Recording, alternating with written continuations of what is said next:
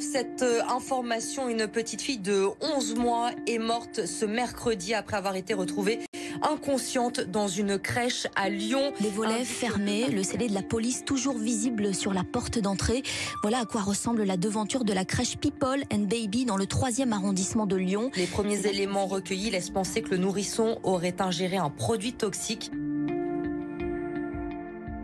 Ce drame se produit à la crèche Danton Rêve qui se trouve place Danton dans le 3e arrondissement de Lyon. C'est une micro-crèche, donc une structure de petite taille avec une dizaine d'enfants. Ce jour-là, la personne qui accueillait les enfants s'appelait Myriam. C'est une femme de 27 ans. À 7h40, une petite fille de 11 mois a été déposée par son papa. Il se trouve que Myriam était en retard ce jour-là et qu'elle avait, comme très souvent dans les crèches People and Baby, elle avait du nettoyage à faire. Donc elle était stressée.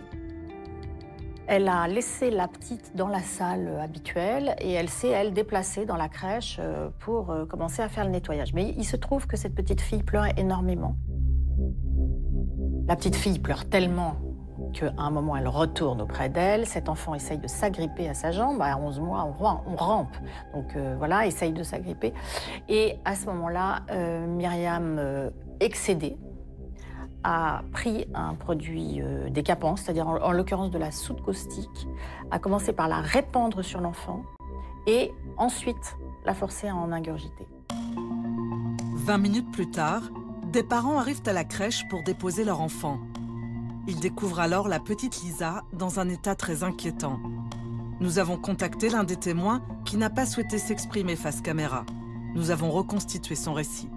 La petite Lisa, mais était encore consciente et elle pleurait, elle convulsait. On l'a déshabillée, on l'a rincée. Voilà, on a essayé de faire le maximum possible. Puis surtout de lui faire des câlins, lui dire que ça allait aller, la rassurer. Myriam, elle faisait les 100 pas dans la crèche. Elle était complètement paniquée. Elle était là dans la crèche, elle tournait autour de nous. Je faisais que lui dire de se taire. Les mamans ont appelé le SAMU qui est venu chercher la petite. Cette petite fille a été transportée inanimée à l'hôpital femme-mère-enfant de Bron. Elle est morte en fin de matinée sans avoir jamais pu être réanimée. Myriam prétexte un accident. Elle reste même à son poste jusqu'à 13h. Puis elle quitte la crèche et semble errer dans le grand parc du centre-ville. L'enfant a été transporté en urgence absolue à l'hôpital femme-mère-enfant de Bron. Sur son portable, elle aurait fait des recherches sur l'ingestion de produits toxiques. La police viendra la chercher 2 heures plus tard. Qui est donc cette jeune employée de crèche de 27 ans, titulaire d'un CAP Petite Enfance qu'elle a passé en candidat libre 1 an plus tôt? Sur son CV, une succession de petits boulots. Garde d'enfants à domicile, stagiaire dans des écoles maternelles et à l'hôpital. Cela faisait 3 mois seulement qu'elle travaillait en CDI dans la crèche People and Baby. Myriam est une jeune femme fragile. Elle a eu un enfant qui a été placé. Elle a fait une fausse couche quelques mois auparavant. Elle ne va pas bien parce que son petit ami est en prison à ce moment-là pour un délit mineur, mais ne communique plus avec elle, ils se sont disputés, enfin il s'est produit quelque chose. On voyait bien que Myriam, elle était particulière. Elle était pas très douce, pas du tout même. Elle était un peu brute avec les enfants, elle faisait pas du tout de câlins, elle a pas ce côté « j'aime les enfants ». Mon fils, quand je le laissais le matin, il hurlait. Il voulait pas que je parte quand elle était là. Il s'accrochait à moi. Il voulait pas me lâcher. 2 mois avant le drame, un incident grave avait alerté la mère de famille. Un après-midi, alors que son enfant est resté seul dans le dortoir avec Myriam, la crèche l'appelle en urgence. Le bébé s'est réveillé avec des marques étranges dans la bouche. Nous, on nous dit que Elisa était en train de faire sa sieste et qu'il s'est réveillé en hurlant tout d'un coup. Donc, toute sa bouche était blanche, mais blanche comme neige. La langue, le palais, tout. Toutes les muqueuses de la bouche étaient blanches. C'est comme si tout avait été brûlé. Sur le moment, le médecin n'explique pas ce qui s'est passé. Mais après le drame, la police émet une hypothèse. La police, en fait, quand je leur ai montré quelques photos, ils m'ont dit, pour nous, c'est aussi un produit. C'était pas le même produit que la petite Lisa, mais c'était aussi un produit qui attaquait, quoi. Donc, ils nous ont fait comprendre qu'en gros, on a eu beaucoup de chance. La direction aurait-elle pu s'apercevoir que la jeune femme avait un comportement inadapté? Aurait-elle dû enquêter sur ce premier incident? Nous avons contacté la directrice de la crèche qui travaille aujourd'hui dans une autre structure du même groupe. Tout ce qui a à dire a été dit, madame. Je suis désolée, je ne peux pas vous en dire plus. D'accord, parce que ce qui est important, c'est de se dire, est-ce que cette jeune femme a été qualifiée? Je pense que ce qui est important, c'est de respecter ce qu'on a vécu et de faire confiance à ce que dit la police. C'est trop gêné, madame. Je suis désolée, vous avez entendu des choses qui sont très difficiles. D'accord, vous ne souhaitez pas, je ne souhaite pas en parler? Non, je ne veux pas en parler. Le groupe People and Baby refuse toute interview. Dans un communiqué publié sur leur site, ils se déchargent de toute responsabilité et assurent avoir formé la jeune femme. Nous pensons qu'aucune excuse ne peut justifier une quelconque maltraitance. Nos protocoles et normes sont stricts et ne laissent place à aucune ambiguïté sur le comportement irréprochable à tenir avec des enfants. Depuis le drame, People and Baby a cependant modifié son fonctionnement. Les enfants sont désormais accueillis matin et soir par 2 professionnels et non plus une seule, afin d'éviter les dérapages. Le problème, c'est le recrutement. Je pense que s'il y avait eu des titulaires vraiment en place, qui aiment leur boulot professionnel, qui avaient les bons effectifs, ils n'auraient pas enchaîné comme ça les intérimaires jusqu'à tomber sur une meurtrière. Après, c'est pas le problème de People and Baby, c'est le problème de toutes les crèches, de toutes les enseignes. Aujourd'hui, la crèche est fermée, des enquêtes pénales et administratives sont en cours. Dans le monde de la petite enfance, cette affaire a fait l'effet d'une onde de choc. Depuis, la parole s'est libérée pour dénoncer un métier sous tension où les dérives sont nombreuses.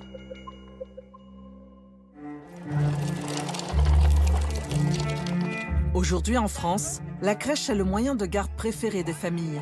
Mais les places manquent, il en faudrait 200 000 de plus. Pour en créer davantage, l'État a ouvert le marché à des entreprises privées qui gèrent désormais plus d'un quart des places en crèche. Mais le secteur peine à recruter.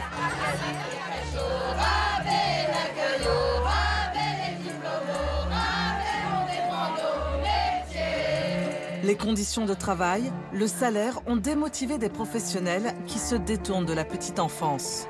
Comment voulez-vous à un moment donné qu'on puisse gérer 6 bébés toutes seules sur le terrain? Face à la pénurie, certaines crèches, en particulier dans le privé, se tournent vers du personnel non diplômé et peu formé. Pour preuve, nous nous sommes fait embaucher très facilement, sans aucune expérience. Ouais, vous n'aviez pas de diplôme du coup? Non. Non, bah ouais. Une situation qui entraîne d'inévitables dérives avec des enfants qui subissent des maltraitances. Quoi? Vous allez avoir des enfants qui vont perdre l'appétit, qui vont avoir des troubles du sommeil, des enfants qui vont être irritables, voire violents. Non. Que se passe-t-il dans les crèches? Nos enfants sont-ils en danger?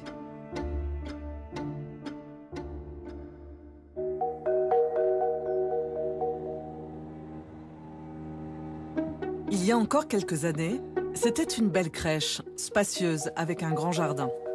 Faute de financement de la communauté de communes qui gère la structure, les locaux sont aujourd'hui dégradés, le matériel et les jouets usés. Là, ça s'est arraché du mur. Donc on l'a remis comme ça en attendant. On manque clairement de moyens.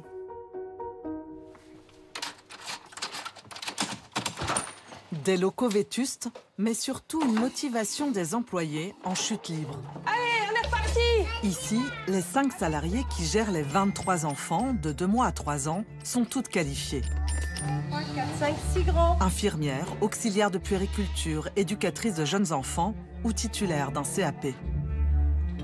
En France, selon la loi, il faut au minimum une professionnelle pour s'occuper de 5 enfants qui ne marchent pas encore.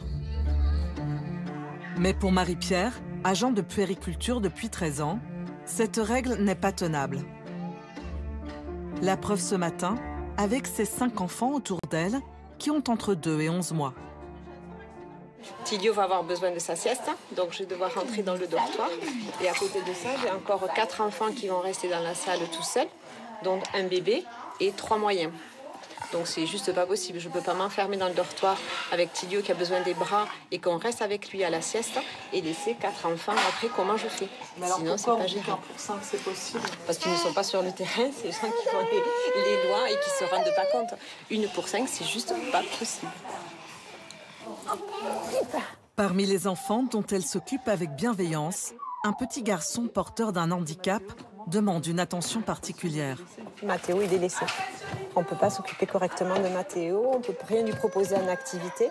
Si ce n'est là, je vais le prendre. Ce que je peux faire avec Mathéo, c'est le prendre, le garder à côté de moi. Mais je ne peux rien proposer à Mathéo qui pourrait l'aider dans son évolution. Je suis désolée, Mathéo, je reviens près de toi. Les règles imposent d'aller toutes les 10 minutes dans le dortoir où un enfant se repose. Là, je vois qu'Aïden et Raphaël sont en sécurité. Hop, je rentre vite fait voir Tilio et je ressors immédiatement.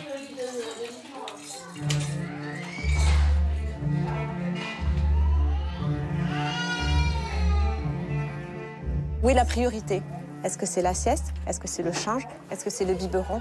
Est-ce que c'est l'activité avec les enfants? On ne sait plus où sont nos priorités. Bonjour. Bonjour Céline. Ça va? Vous avez l'air en pleine forme. Céline, l'auxiliaire de puériculture, s'occupe, elle, des plus grands. Elle est entourée de 8 enfants qui ont entre 18 mois et 3 ans. Cela paraît beaucoup, mais c'est pourtant ce que la loi autorise dans les crèches. 8 enfants en âge de marcher pour un adulte.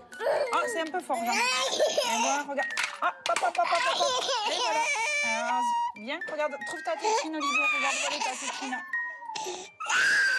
Ouais, t'es incroyable. Il faut gérer les montées et les descentes du toboggan. Donc en fait, faut tout gérer et en même temps, moi j'ai l'impression de ne pas faire mon travail correctement. J'ai l'impression juste d'assurer la sécurité des enfants et seulement ça. Tu as besoin de ta tétine un petit peu, hein? Tu as besoin de ta tétine.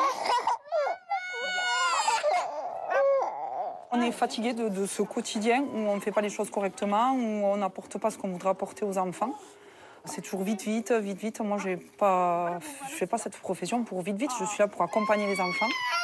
Alba, tu sais très bien parler. Si tu n'es pas d'accord avec Soleina, tu peux lui expliquer. Il y en a assez pour toutes les deux. Qu'est-ce que c'est? Aujourd'hui, comme très souvent, une employée est en arrêt maladie. Et c'est Catherine, la directrice, qui prend le relais. Elle a dû quitter son bureau et ses tâches administratives pour s'occuper des enfants. Toutes les semaines, là ça fait 15 jours qu'au moins un jour on manque de personnel. Dans cette crèche, très appréciée des parents et des enfants, le personnel est parfois découragé et les burn-out fréquents. C'est parti, mon kiki. Avec un salaire net de 1 355 € par mois, qui n'a pas augmenté depuis 10 ans, avec les absences de ses collègues, Céline a plusieurs fois songé à changer de métier. On ne s'est pas intéressé à ces professionnels de la petite enfance et au fil du temps, les conditions elles se dégradent, les professionnels sont fatigués et elles quittent le terrain. Alors qu'il y a 15 ans en arrière, il n'y avait pas de pénurie, il y avait des professionnels de qualité qui étaient là sur le terrain, qui faisaient un travail extraordinaire et au fil du temps, ça s'est perdu. Si les choses restent comme elles sont, je pense qu'il y aura de plus en plus de personnel malade, ça c'est sûr, ça j'en suis certaine. Et je me refuse de prendre des personnes à l'extérieur qui ne sont pas formées, tout ça. En France, aujourd'hui, il manque près de 10 000 professionnels. Face à la pénurie, les crèches ont parfois recours à du personnel sans diplôme ni qualification. Mais avec quel risque pour la sécurité des enfants? Louise, une de nos journalistes, a cherché à se faire recruter. Son CV mentionne une licence en sciences humaines, mais aucun diplôme dans la petite enfance. Son expérience se limite à quelques années de babysitting avec de grands enfants. Elle va répondre à une vingtaine d'annonces. Au bout de 2 semaines et après plusieurs refus, Louise est contactée et embauchée en CDD dans une crèche du groupe privé Babylou. Cette petite structure de région parisienne accueille 9 enfants encadrée par 3 employés. Bonjour. Bonjour. Oh, on a remis tous les cheveux. Première surprise pour notre journaliste. À peine arrivée, elle doit se débrouiller seule. Il faut prendre 2 enfants là-bas déjà. Ouais. Tu prends la petite. Ok. Ouais. Alors qu'elle n'a jamais changé une couche, elle doit s'occuper d'enfants de 2 ans sans aucune aide. Hop là. Selon la réglementation, les crèches ont le droit de recruter du personnel non diplômé, mais à des conditions strictes. Louise doit être accompagnée par une professionnelle expérimentée pendant 120 heures, soit 3 semaines de formation. Elle n'en entendra jamais parler. Tu t'allonges? Ce matin-là, dans la micro-crèche, 2 des 3 employés n'ont aucun diplôme. Tu l'as passé, toi? Non. Moi, j'ai commencé, j'ai arrêté parce que j'ai dit, à mon âge, je ne vais pas faire un an d'essai. Je vais laisser comme ça parce que je vais travailler. Et ça fait combien de temps que tu travailles en crèche, du coup? Ah, ça fait 1 an. Ça fait 1 an? Dans les crèches. Mais j'ai fait plusieurs crèches. Ben oui. Selon la loi, il faut au moins 40% de personnel diplômé dans une crèche. Non. La direction semble consciente du problème. Le contrat de notre journaliste a été rédigé pour contourner le contrôle de la PMI, l'autorité qui surveille les crèches. Quoi? On ne peut plus embaucher en CDI une personne non diplômée du tout. Sauf si on trouve, si on arrive à l'accompagner, à justifier qu'elle est en doublon tout le temps. Donc, et en CDD? C'est encore plus compliqué. En CDD, là, du coup, c'est pour ça qu'ils ont fait jusqu'au 31, parce que le 2, on a une visite de la PMI. Ok. Voilà. Et qu'est-ce qu'on risque? Parce que... On va se faire toquer sur le droit. Ce qui va coincer, c'est les 120 heures de formation. Parce qu'on a droit... Il y a combien de non-diplômés qui peuvent être dans la structure? On ne peut plus en embaucher. Du tout? On ne peut plus en embaucher du tout. Deuxième surprise pour notre journaliste. Pendant nos 8 jours d'immersion, les enfants jouent souvent seuls toute la journée. Très peu d'activités sont organisées, contrairement aux promesses du site internet. Un environnement ludique, sécurisé et apprenant. Un accueil de haute qualité éducative des jeunes enfants. Nos équipes de professionnels en crèche ont pour rôle de préparer des activités qui sollicitent la curiosité et l'éveil des tout-petits. Des jeux adaptés au développement psychomoteur de chaque enfant et selon son âge. Il y a un projet pédagogique ici? Non? Le projet pédagogique, c'est autre chose. C'est autre chose? Je pense, mais voilà, tellement de choses à faire, des gauches à droite. Et on n'a pas encore travaillé tout ce qui était pédagogie. Ah oui. C'est pour ça qu'on n'a pas de journée, on n'a pas de programme. Dans une même journée, les employés doivent assurer de multiples tâches. Elles font le ménage, réchauffent les repas, reçoivent des livraisons. Autant de temps que Louise et ses collègues ne consacrent pas au confort des enfants et à leurs besoins les plus élémentaires. On a oublié de leur donner de l'eau ce midi. Ah oui, personne n'a pensé. Non. Bah, dès qu'ils se réveillent, on leur donne. C'est vrai, j'ai oublié. Moi, ils m'ont oublié. Et quand nous posons la question à la directrice... Par rapport à l'eau, j'ai vu qu'on n'en donnait pas beaucoup dans la journée, à part à midi. Ouais, ça dépend vraiment des professionnels. On y pense, on n'y pense pas. Tu vois, c'est les professionnels qui boivent elles-mêmes de l'eau. En fait, ils pensent beaucoup plus que les professionnels qui n'en boivent pas. Ouais. Une explication qui laisse perplexe. Nous avons sollicité la direction du groupe Babylou qui nous a envoyé sa réponse par email. Oublier que ce soit ponctuellement ou de manière régulière de donner de l'eau aux enfants qui nous sont confiés est une faute professionnelle qui doit être sanctionnée. Quant au recrutement, tous les collaborateurs suivent en arrivant un parcours d'intégration sur mesure avec une équipe de proximité ainsi qu'un programme de formation. Cette crèche n'est pas un cas isolé. De nombreuses structures privées sont soumises à des impératifs de rentabilité. Si elles ne trouvent pas de personnel, elles doivent refuser des enfants et donc perdre des financements publics. Une situation délicate pour des entreprises à but lucratif. Il faut donc recruter, coûte que coûte. Grâce à ses 8 jours d'expérience dans une première crèche, notre journaliste intéresse désormais vivement les employeurs. Elle est convoquée pour un second entretien par un autre grand groupe privé, la Maison Bleue. La directrice de cette crèche semble pressée de trouver du personnel. Bonjour. Enchantée, Louise. Là, je vous explique un petit peu juste la situation. On a eu une vague de départ. On a eu 4 départs rapides. Et donc là, on est en cours de recrutement. À l'issue de l'entretien, Louise reçoit une proposition de CDI. Elle revient le signer une semaine plus tard. Voilà, je vais juste prendre votre pièce d'identité. Ouais, et j'ai pas ce diplôme. C'est genre, non, bah oui, non. Mais... Enfin, ma licence, mais je l'ai même pas, elle est restée à La Réunion. Après, c'est vraiment ce qu'on dit. Alors. Et si les parents me demandent pour mon diplôme, je peux leur dire que j'ai de l'expérience, mais que... Oui, voilà, après, pas besoin de vous étaler sur votre diplôme. Vous dites que oui, vous êtes habitué à travailler auprès des enfants. Ces premières 120 heures, je vais être du coup tout le temps en binôme, c'est ça? Non, en fait, on va reparler notamment lundi aussi avec notre responsable. Mais concrètement, on nous a rien dit en tant que directrice en tout cas. Donc moi je vois ça lundi et je vous en dirai plus. Là non plus, notre journaliste ne suivra pas la formation obligatoire. Dès les premiers jours, elle est livrée à elle-même avec tout un groupe d'enfants. Jetez dehors la fourmi. Tout seul avec du coup 1, 2, 3, 4, 5, 6, 9 enfants. Et c'est une activité avec les grands, mais il y a les 2 petits qui sont dans la section. Et ils se tapent tout le temps, donc il faut que je vérifie constamment que ils se tapent pas. On arrête. Viens, tu viens?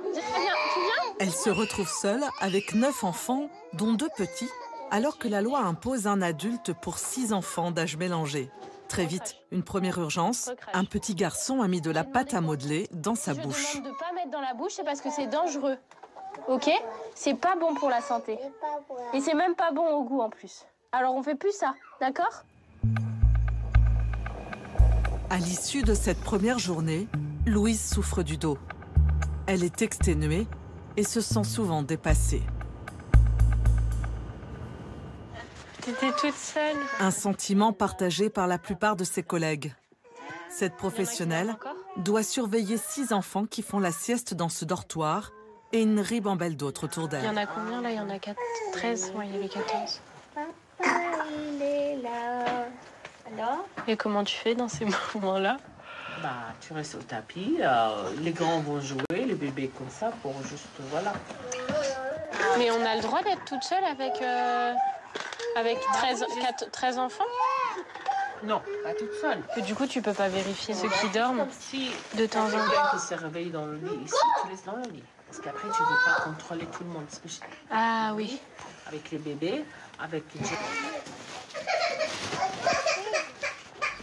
Les incidents sont quotidiens, sans conséquences graves pendant notre tournage, mais une source d'angoisse permanente pour Louise et les autres employés. Tout doucement. Non.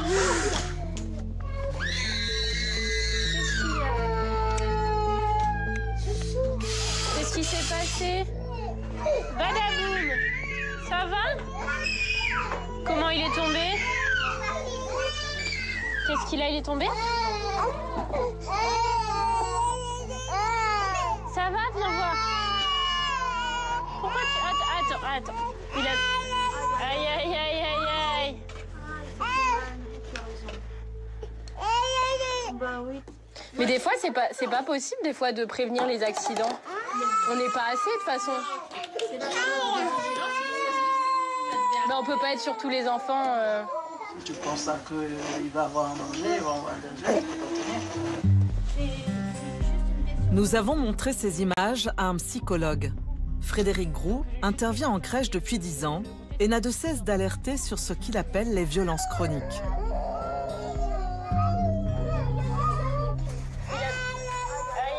Là, on est dans un phénomène presque nocif pour les enfants. Vous êtes dans une garde, vous n'êtes pas dans un mode d'accueil. Là, on n'est pas du tout dans l'intérêt des enfants. Mais des fois, c'est pas possible des fois de prévenir les accidents.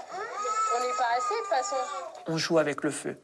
On a enlevé de plus en plus toutes les barrières de sécurité dans les crèches. Les professionnels ne sont pas formés, les directrices sont débordées. Des fois, dans des crèches, vous avez tellement un turnover que les plus anciennes ont 2-3 mois d'ancienneté dans la crèche.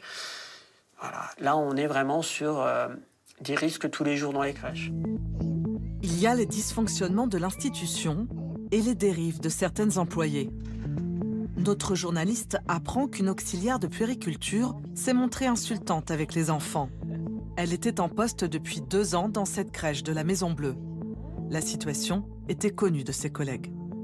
En fait, elle avait des commentaires à la con tout le temps. T'es gros, t'arriveras jamais à marcher, t'es trop gros. Alors tiens ça, tu es complexe comme ta mère, t'as la femme tronche. Quoi? On dirait t'habiller comme une pédale. Est-ce que tu sais que t'es moche? Potatoes, elle appelait potatoes à l'autre de journée. Mais devant les collègues, elle osait faire ça devant vous? Devant certaines, devant ses copines. Tu sais, sa copine, elle disait ah, alors ma petite pute, comment ça va? Enfin, elle avait un langage comme ça. Devant les enfants, sans problème. Hein. Et c'est avec qu'elle a été maltraitante physiquement, non? C'est ça? Elle lui aurait mis une pichenette. Au début, elle avait la critique facile, mais là, ça a pris une ampleur de fou. C'est parce qu'elle s'est sentie en confiance. Elle avait du monde autour d'elle et elle s'est sentie en confiance, je pense. La jeune femme a fini par être dénoncée. Après 2 ans dans la crèche, elle a été licenciée pour faute grave en octobre 2022. Elle a refusé une interview. Nous enregistrons la conversation. Qu'est-ce qu'ils vous ont reproché? On m'a senti que j'étais maltraitante et que j'insultais les enfants. Personne n'est patient dans cette crèche, hein, vous savez. Tout le monde a eu des moments où un jour ou l'autre, ils ont dit un mot plus haut que l'autre, où ils étaient moins disponibles ou quelque chose. Tout le monde est comme ça dans cette crèche. Hein. Franchement, on est humaine. Je sais pas, on a tout dit à un enfant, t'es relou, tu m'énerves ou un truc comme ça. Parce qu'on n'était pas bien, parce que oui, on est en sous-effectif. Mais forcément, il y a des jours où on est plus énervé que d'autres. Mais des petits mots comme ça, ça peut arriver. Et vous regrettez pas maintenant que vous voyez les proportions que ça a pris? Non. Parce que pour moi, ça mérite pas un licenciement. Vous allez quand même continuer dans le monde de la petite enfance ou pas du tout? Contrairement à ce qu'on peut dire, c'est ce que j'aime faire, donc je continuerai à faire ça. Pour cette auxiliaire de puériculture, ce licenciement pour faute est injuste. Elle dit vouloir saisir les prud'hommes. Toute forme de maltraitance a un impact sur les enfants. Et il ne faut pas le négliger. C'est pas parce qu'elle dit ça n'a pas d'effet, je lui ai juste dit un gros mot qu'il ne comprend pas. Non, c'est l'intention qui compte. Quand vous dites quelque chose avec un ton, une hargne, l'enfant le comprend. Et c'est pas le mot. C'est l'intention de la personne qui est mauvaise, qui fait du mal à l'enfant. Est-ce que ça a des conséquences sur des enfants de 0 à 3 ans? Évidemment que toutes ces conséquences, ça va être sur le long terme. Vous allez avoir des enfants qui vont perdre l'appétit, qui vont avoir des troubles du sommeil, des enfants qui vont être irritables, voire violents, pour reproduire ce qu'ils ont vu ou ce qu'ils ont subi. Donc ça, c'est des choses qui sont connues. Voire pire, il y a des enfants qui peuvent rentrer dans des formes de déprime, c'est-à-dire qu'il va avoir un isolement, qui vont devenir apathiques, qui vont perdre le sourire. Vous avez des enfants de moins de 3 ans qui sont des personnes vulnérables et qui subissent de la violence parce que les crèches, en ce moment, il n'y a pas de contrôle ni de surveillance et que les professionnels sont à bout. Comment les crèches font-elles face à ces actes de maltraitance? Après de nombreuses sollicitations, un des responsables régionaux de la Maison Bleue a accepté de nous répondre. Alors, avant tout, moi, je voulais vous expliquer que j'étais extrêmement choqué par ce qui s'est passé au sein de cet établissement à l'automne dernier. On a eu effectivement des problématiques, des dysfonctionnements qui ont entraîné une situation qui est anormale. Nous, on a agi très vite à partir du moment où on nous a remonté les informations. Et c'est tolérance zéro sur ces sujets de maltraitance à la Maison Bleue. Pour détecter plus efficacement les dérives, le groupe dit tester une hotline pour que les employés puissent signaler anonymement les comportements problématiques. Quant au recrutement de notre journaliste inexpérimenté, il s'agirait là d'une erreur individuelle. La directrice, face à un CV et face à la pénurie des professionnels, je veux dire, on est aussi dans un secteur qui est très pénurique, où c'est très problématique aujourd'hui de recruter, eh bien, la directrice s'est saisie de ce CV, a mal contrôlé les expériences de la professionnelle et donc a pu la recruter. C'est une faute parce qu'effectivement, si on avait été plus vigilant sur le contrôle du CV, eh bien à ce moment-là, on aurait pu effectivement déceler qu'elle n'avait pas les diplômes pour pouvoir travailler. Au-delà de son CV, notre journaliste, elle aurait dû être accompagnée 120 heures et être en permanence son binôme. Pourquoi elle ne l'a pas été? On ne s'est pas emparé de cette possibilité de la loi. C'est-à-dire que le souhait de la Maison Bleue, on ne souhaite pas recruter des professionnels sans diplôme. C'est-à-dire qu'aujourd'hui, et ça, encore une fois, c'est une erreur individuelle, la sécurité des enfants, la qualité d'accueil des enfants, c'est notre priorité à la Maison Bleue. À l'issue de ces 15 jours d'infiltration dans 2 crèches, nous avons montré nos images au ministre des Solidarités. Jean-Christophe Combe est à l'origine de l'arrêté de juillet 2022 qui assouplit les règles de recrutement dans les crèches, mais avec des garde-fous, dont les fameuses 120 heures de formation supervisées par une professionnelle. Bonjour, enchantée, Louise. Ces premières 120 heures où je vais être du coup tout le temps en binôme, c'est ça la formation, c'est ça? En fait, concrètement, on nous a rien dit en tant que directrice en tout cas. Ok. Donc moi, je vois ça lundi et je vous en dirai plus. Ok. Ça vous inquiète quand vous voyez ça? Évidemment, oui, ça m'inquiète, oui. Parce que moi, la promesse que je fais aux familles, c'est que leur enfant, demain, il pourra bénéficier d'un accueil sécurisé et de qualité. Donc c'est certainement pas en ayant recours à ce type de pratique qu'on y parvient. Mais je trouve ça très inquiétant, mais c'est dommage, enfin ça serait dommage de se priver d'une voie de recrutement pour des employeurs qui sont peu scrupuleux. Moi, je ne fais pas l'apologie de l'embauche sans qualification. C'est pas du tout ça mon objectif. Et au contraire, c'est dire que ces métiers, ils doivent être exercés en responsabilité une fois qu'on est formé. D'où les 120 heures et d'où la formation qualifiante dans l'année qui suit. La réglementation est d'autant moins appliquée que les crèches sont très peu contrôlées. En France, il y a plus de 15 900 crèches. Combien sont inspectées chaque année et avec quelle efficacité? Anne-Sylvie Lerest est puéricultrice et chef de service à la PMI, la protection maternelle infantile de Loire-Atlantique. Aujourd'hui, je vais faire une visite de contrôle. C'est une micro-crèche située dans une petite commune rurale. Elle s'appelle les Petites Pousses de Demain. Et donc, je vais aller rencontrer la gestionnaire de l'établissement pour voir si tout est en conformité en termes de règles d'hygiène et de sécurité pour les enfants. Comme dans la majorité des cas, le contrôle a été annoncé. Il n'y aura donc pas de surprise pour la gestionnaire. Bonjour. Vous allez bien? Oui, et vous? Anne-Sylvie l'a rencontrée il y a 4 mois, à l'ouverture de la structure. Oui, il fait bon chez vous, là. Ouf. Là, c'est un accueil occasionnel. Oui. Alors, vous avez combien d'enfants, là, en accueil régulier? On a 17 familles en accueil régulier. Oui, c'est beaucoup. Oui. Il y en a qui le font. Selon les documents remis par la crèche, tout le personnel est diplômé et le taux d'encadrement est conforme à la loi. Après 45 minutes d'échange et de conseils, le contrôle se poursuit sur le terrain. Et je vois que vous avez mis du coup tous les affichages obligatoires, les consignes de sécurité, le plan Vigipirate, l'interdiction de fumer et vapoter. Nous avons l'extincteur aussi qui est là, potentielle entrée, ça c'est très bien. Tout doit être aux normes et sans danger pour les enfants. Alors, la pièce et donc d'activité. la première pièce d'activité. D'accord. Donc qui sert aux activités pour le matin. En tout cas, vous avez du mobilier sur mesure que vous. Non, il est chouette. Avec le petit plot là qui cale bien l'enfant aussi. Oui. Et là, on a la tablette du coup qui s'adapte. Très bien. Ok. Bon, bah c'est parfait. Dans le dortoir, la puéricultrice vérifie que les enfants soient surveillés en permanence. Et du coup, vous avez votre siège pour la professionnelle. Et du coup, oui, qu'on a l'air reçu la confortable semaine dernière et qui est top. Comme ce sont des enfants qui sont dans des lits qui pourraient se lever, donc il y a toujours une professionnelle qui surveille la sieste des grands. Vous me marquez bien les températures des plats avant le réchauffage, après le réchauffage. Ils sont supérieurs à 63 degrés, c'est parfait. Le contrôle repose en grande partie sur les déclarations de la crèche. Vous aimeriez parfois faire des contrôles inopinés pour vérifier des choses? J'en fais parfois. C'est utile, vous pensez? Ah bah oui, mais il faudrait mettre une puéricultrice dans chaque crèche, je vous dis pas. C'est pas possible. Un agent de la PMI ne peut pas être dans chaque crèche tout le temps pour vérifier. Donc en fait, l'idée c'est plutôt d'être dans la prévention. Hein. Difficile lors d'une visite programmée comme celle-ci de savoir ce qui se passe réellement au quotidien. Bonjour les enfants. Mais pour Anne-Sylvie, certains signes ne trompent pas. On arrive en fin de journée, en fin de semaine et j'ai pas des pleurs dans tous les sens. C'est très calme.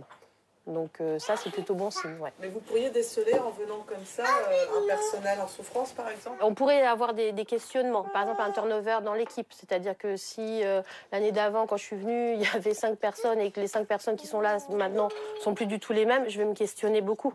Quelle est la direction?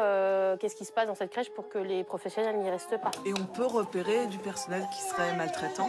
On peut, mais on peut aussi passer complètement à côté. Il faut être humble. Moi, j'arrive, forcément, j'ai la casquette de PMI. Les gens ne se comportent pas forcément comme ils se comporteraient tous les jours. Donc, il faut avoir ça aussi en tête. Après cette visite, le compte-rendu d'Anne-Sylvie sera très positif. Continuez comme ça. C'est bon. Elle espère revenir dans 18 mois si elle le peut. En plus des 42 crèches qu'elle doit surveiller, elle supervise avec 4 collègues 1300 assistantes maternelles et 30 établissements pour enfants. Certains n'ont pas été inspectés depuis 3 ans. On ne peut que regretter de ne pas être attentif parce que c'est quand même un public fragile. C'est un public de tout petit qui n'a pas les moyens de dire ce qu'il se passe quand il se passe des choses pas correctes. Donc oui, on ne peut que regretter de ne pas être suffisamment pour faire des contrôles. Les dérives sont particulièrement fréquentes dans un type de structure en plein essor, les micro-crèches. Selon une enquête récente de la répression des fraudes, 2 micro-crèches sur 3 présentent des dysfonctionnements. Ces petits établissements se sont multipliés ces dernières années quand l'État a allégé les règles d'ouverture pour augmenter le nombre de places disponibles. Le problème, ils sont souvent ouverts par des gestionnaires qui n'ont rien à voir avec le monde de la petite enfance. J'aime pas trop revenir ici. C'est beaucoup de mauvais souvenirs, beaucoup d'angoisse. C'est un endroit où je sais que ma fille n'a pas été heureuse du tout. C'est la crèche où était ma fille à partir de ses 3 mois. Donc c'est juste là entre les immeubles au rez-de-chaussée. En août 2022, cette microcrèche a été fermée provisoirement par la préfecture de Seine-Saint-Denis. Une décision exceptionnelle qui fait état d'un doute réel et sérieux sur la qualité et la sécurité des enfants pris en charge dans cette structure. C'est une microcrèche privée qui accueille une douzaine d'enfants environ. Et en fait, on est une majorité de parents à avoir décidé de retirer nos enfants parce qu'on a constaté des dysfonctionnements vis-à-vis des enfants. Nous, les parents, anciens parents et anciennes employées, on voudrait que cet établissement soit fermé définitivement. T'as vu ce temps ? Claire n'est pas seule dans ce combat qui l'oppose à la gestionnaire. 29 parents l'ont rejointe, ainsi que 8 employés qui ont travaillé dans cette crèche depuis son ouverture en 2019. Le collectif a constitué un long dossier dans lequel il a recueilli de nombreux témoignages de dysfonctionnement et de maltraitance envers les enfants. Par exemple, on a eu un témoignage comme quoi la gestionnaire avait bouché le nez d'un enfant pour qu'il ouvre la bouche. C'est un réflexe mécanique. Et pour lui enfourner une cuillère de purée ou de poisson ou de que sais-je. Et donc, à partir de ce moment-là, vous, votre enfant ne mange plus. Donc, vous faites la corrélation et vous vous dites, bon, bah, si ça se trouve, ma fille aussi, on l'a forcée. Et donc là, elle veut plus. Amandine Nizet, ancienne salariée de la microcrèche, décrit des enfants stressés par une gestionnaire à bout.